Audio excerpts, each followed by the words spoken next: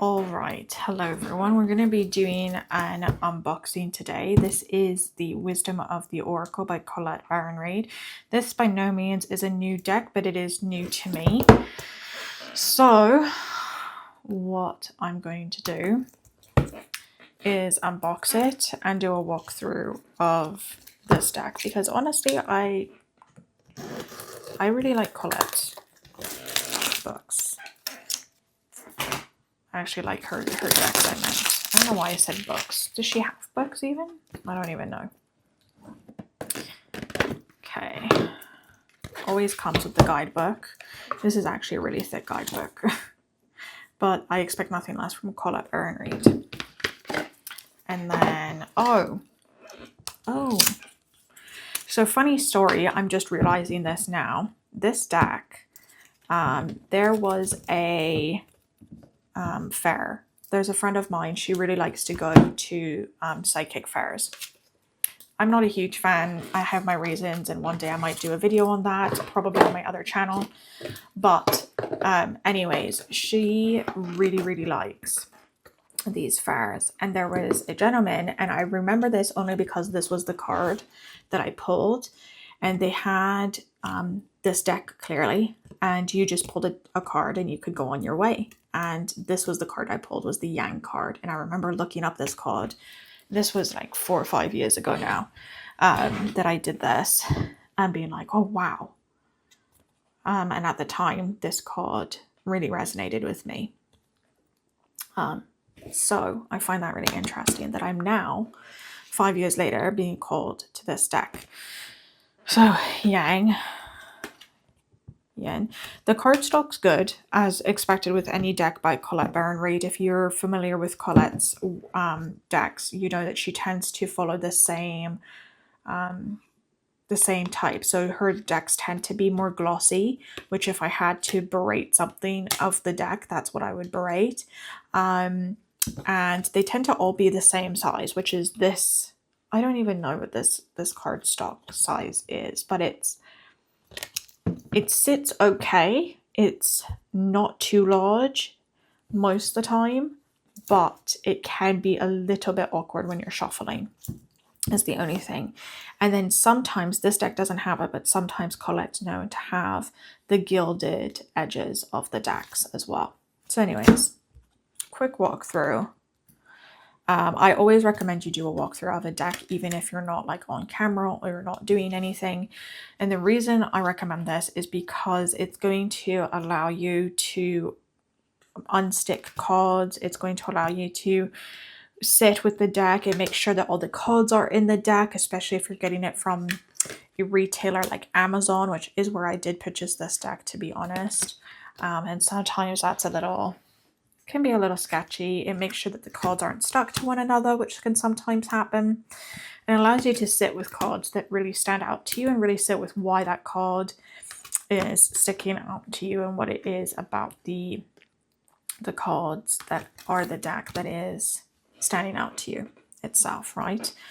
So you should always do some level of a walkthrough with the deck before you just pick it up and shuffle it. And then you should also clear the energy of the deck. I did have some incense that was going, but I'm going to actually relight some more incense when I'm done filming this so that I can clear this deck out properly.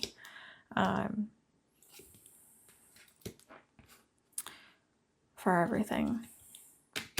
This is a commonly used deck, and I think that's probably why I wasn't purchasing it for a while, because it is commonly used. And a lot of people use this deck and really like it.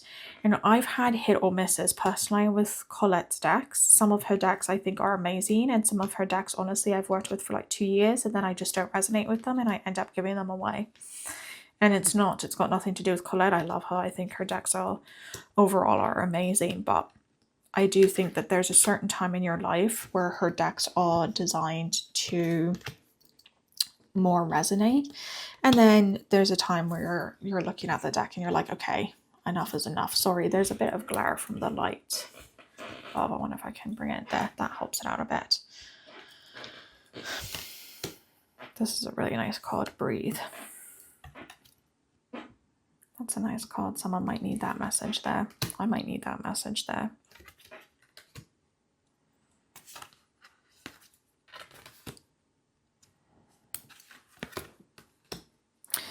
Collette Reid always has really interesting imagery in her decks. And that's, I think, what I really like about them is it's not your traditional imagery. It's something that is makes you go outside the box a little bit. I don't always recommend her decks for beginners. If you're a beginner and you're watching this, I don't always recommend, because some of the imagery, this deck it's not so much, but in some of her decks, some of the imagery can be quite abstract, I'm gonna say. I'm not sure that's the word I'm looking for, but we're gonna go with it. This deck, I would say, you could probably, if you were a beginner, you would be able to manage this deck fairly reasonably. It's not the imagery that's present here isn't too abstract for the most part. Sorry, my hair's getting caught in. This is a nice card.